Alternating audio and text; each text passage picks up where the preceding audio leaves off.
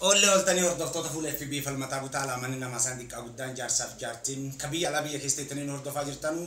galanii kenna guddaa gujii uraagaa sin godhu waan turre sin fullaasu goroo sin godhu gujii gurra nageessu siniin jedha amma immoo ergaa ariifachiisaa isin biraan ga'uu barbaadeeti warroota ergaa kana naa dhageettan bakka isaanii isinitti hima nuti immoo torbaan darrete keessa yookaan immoo ji'a ja'affaa keessa warra jilaa hidhaa turre jilli sun immoo abbootiin gadaa waggaa 8 ardaa jilaarra qubataa aadaan gujiitu akan ban asiin ganee jiranii akkuma beekamu gadaan roobalee immoo dhaggitaneertanii roobi hamaa nagaya waan baddu badaa deema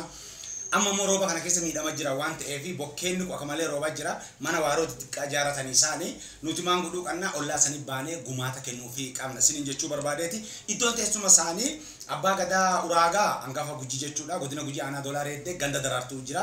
abbaa gadaa maatii immoo aanaa doolaara heddee saakarroo jira abbaa gadaa hokkuu immoo aanaa doolaara heddee dhibaayyuu jira jechuudha kana mara konkolaataan lenseenaa fardin lenseenaa gumaata jiru keessattuu abbootiin qabeenya biyya alaal biyya keessa jirtan mana yeroo fi hawaasa ollaa san jirullee achi dhadhee maan godhuu qannaa manni yeroo suni yoo achillee ta'e nama loo addee sanii dhalee waatolee keessan maffatanii jechuudha kanaafuu waan guddaa waan ta'eef aadaa gujii tana jabeessuu rooba keessa waaroo roobi irratti hiigaa akkana ta'e jiranii nuti dhadhee isaanillee dubbisaa isaanirrallee wabarataa isaan bira dhaqaa deennee waan gumaa kennuuf siniin jenna keessattuu fuula FB falmataa butaa torbaan kanarraa kaasaati waa adda addaa qabatee isiniif dhufaa jira beeksisa kana akkuma hordattani namni waaqadda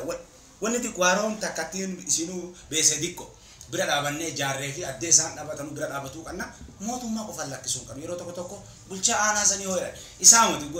aadaan ka bulchaa aanaati muti ka uummata mara waan ta'eef aadaa teena nutti eegalsiniin jenna ogeessa kaameraa kiyya oromiyaa oromooti gulaalaa waaqaddaan nun baasinii aadaan mallattoo eenyummaa saba tokkooti isaan bira haa dhaabannuuti gara keessaatiin immoo yaada keessan nun gaasiniin jenna ulfaadha wayyamu